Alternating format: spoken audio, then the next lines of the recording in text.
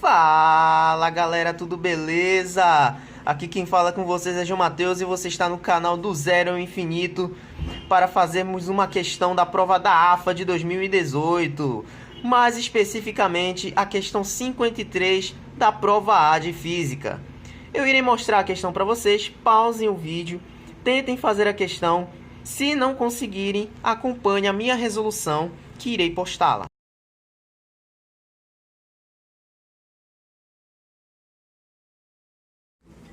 A questão ela fala basicamente do seguinte: ela fala de uma partícula 1, que eu chamei de a massa dela de m, que vai do ponto A até o ponto B. Ela é liberada do ponto A até o ponto B, que dista uma altura h na vertical. Quando ela chega no ponto B, ela faz um movimento oblíquo com uma velocidade v, formando um ângulo de 45 graus com a vertical. E com horizontal também, é claro. Ao colidir com a partícula 2, que eu chamei a massa de 2m, ele vai fazer uma colisão inelástica, ou seja, ele vai grudar, entre aspas, com o bloco 2, fazendo com que eles percorram uma altura hzinho na vertical. Aí a questão ela quer o valor de hzinho em função de hzão. Como é que a gente pode fazer essa questão? Bem, concordas comigo que não há força dissipativa entre o ponto A e o ponto B? Então eu posso dizer que existe conservação de energia, existe uma conservação da energia. Ou seja, a energia no ponto A, a energia de A, vai ser igual à energia de B, certo? Só que quanto é a energia de A?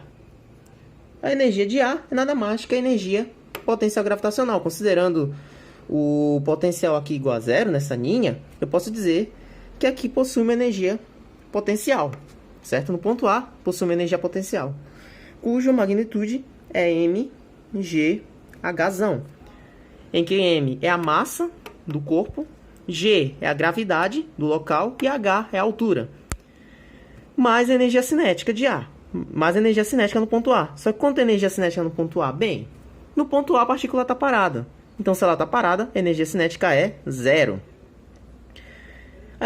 A energia no ponto B vai ser energia potencial no ponto B, que nesse caso vai ser zero, já que a altura em relação ao ponto zero é nula, certo? Mais a energia cinética, que é igual a mv ao quadrado sobre 2, certo?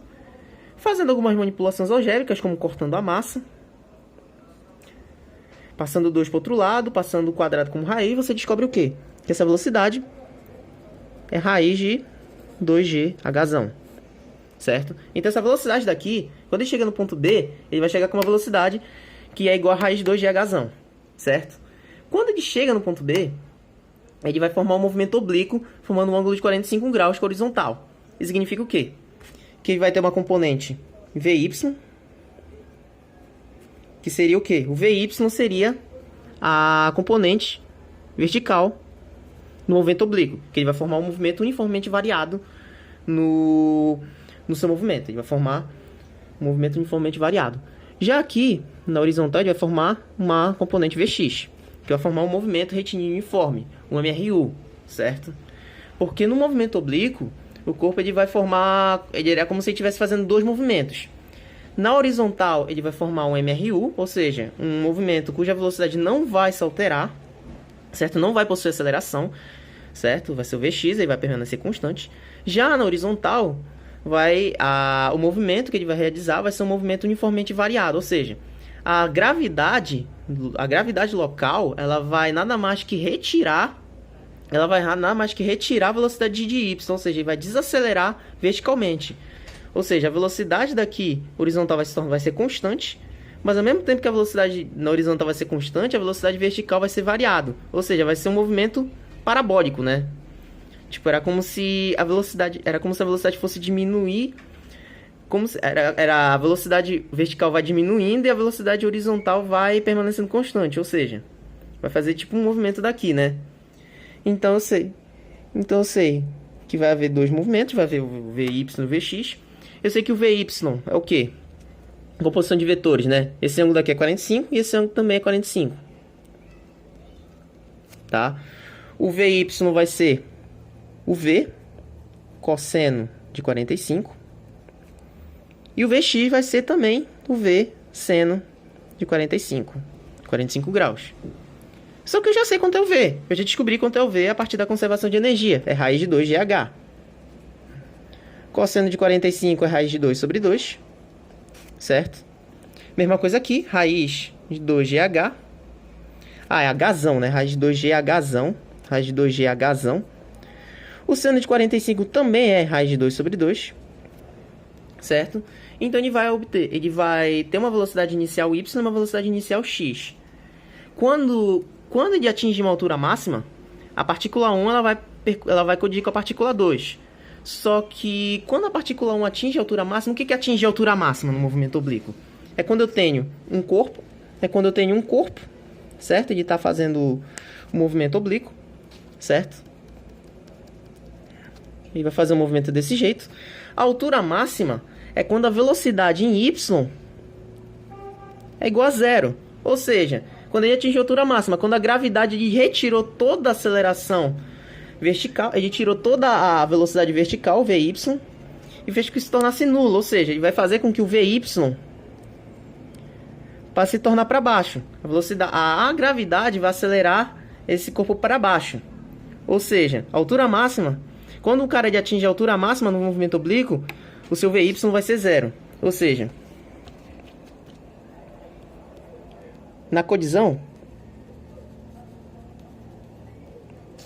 temos que Vy é igual a zero. Tá, mas você não falou que o Vy era raiz de 2GH, raiz de 2 sobre 2? Sim. Só que isso daqui, na verdade, é a velocidade inicial y. Porque, como eu falei, a velocidade, a componente vertical é um movimento uniformemente variado. Ou seja, a velocidade em y ela vai variando. A gravidade, ela vai alterando a velocidade de y. Ou seja, essa daqui vai ser a velocidade inicial de y. Do raiz de 2GH, raiz de 2 sobre 2. Ela vai se alterando até que chegue numa velocidade igual a zero. Certo? Ela vai se alterando. E o Vx, como é que fica? O Vx, como é um MRU, ou seja, um movimento retilíneo uniforme, a velocidade vai permanecer constante. Então vai continuar raiz de 2GHzão, raiz de 2 sobre 2. Certo? Só que eu te pergunto, o que vai acontecer quando esse cara vai colidir quando a partícula 1 for colidir com a partícula 2? Ora, vai ocorrer uma colisão inelástica, né? Ou seja, o que é uma colisão inelástica? A colisão inelástica é basicamente o quê? Quando eu tenho uma partícula que tem massa ma, uma velocidade va, e uma outra partícula de massa mb que está com uma velocidade vb. Elas vão se colidir. Quando elas se colidem, quando elas fazem uma colisão inelástica, eles vão fazer tipo um bate-gruda. Ou seja, eles vão fazer com que a velocidade deles seja a mesma. Chamar de V. Certo? É basicamente o quê? Era como se eu tivesse essa caneta aqui e eu tivesse a lapiseira. Eu estou com uma velocidade V. Aí quando essa caneta ela vai colidir com essa lapiseira, eles vão fazer uma colisão tipo bate-gruda. Eles vão colidir inelasticamente. Ou seja, eles vão se grudar. Entendeu? Isso daqui que é uma colisão inelástica. O coeficiente de restituição é nulo, certo?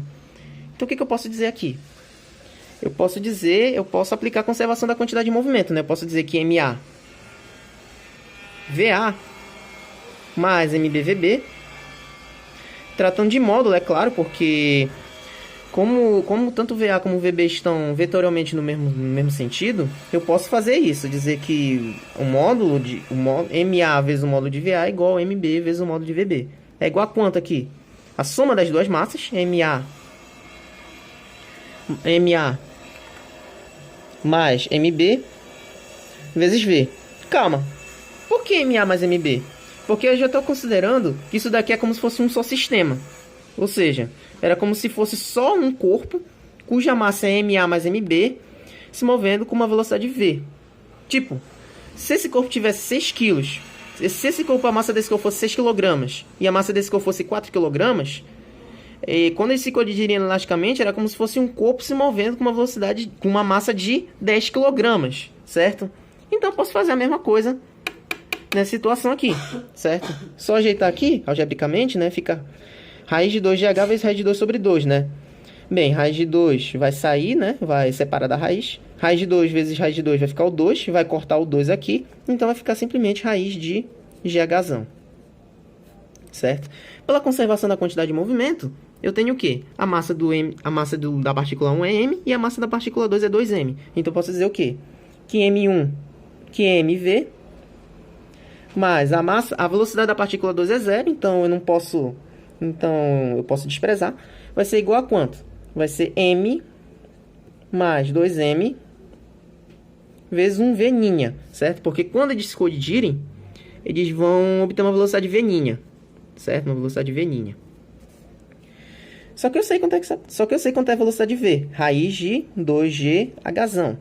Raiz de 2gh é igual a quanto? M mais 2m dá quanto? 3m. 3m v'. Então, eu posso dizer que v' é igual a... Cortar massa, né? É igual a quanto? Raiz de 2gh sobre 3, né? Raiz de 2gh sobre 3. Só que quando ele obter essa velocidade, ele vai perdendo energia cinética com a altura. Então eu posso dizer, vou chamar esse ponto aqui de ponto D e vou chamar esse ponto aqui de ponto E.